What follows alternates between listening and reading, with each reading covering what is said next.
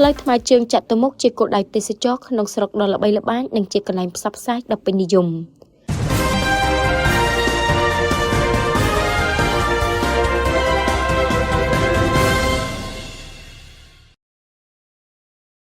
ផ្លូវថ្មើរជើងចាក់ទុំងគឺជាគោលដៅទេសចរក្នុងស្រុកដ៏ល្បីល្បាញមួយរបស់រាជធានីភ្នំពេញហើយក៏ជាកន្លែងផ្សព្វផ្សាយដ៏ពេញនិយម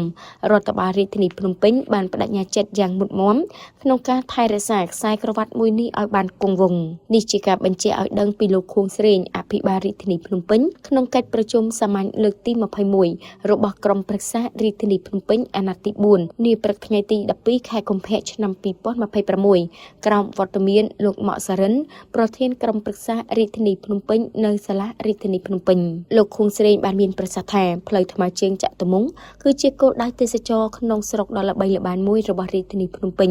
ហើយក៏ជាកន្លែងផ្សព្វផ្សាយដ៏ពេញនិយមផងដែរដូច្នេះការងារចំពោះមុខរដ្ឋបាលរាជធានីភ្នំពេញបាននឹងកំពុងថែរក្សាសន្តិសុខសណ្ដាប់ធ្នាប់អនាម័យបរិស្ថានយ៉ាងយកចិត្តទុកដាក់បំផុតជាងបដិញ្ញាចិត្តថែរក្សាខ្សែក្រវ៉ាត់មួយនេះឲ្យបានគង់វង្ស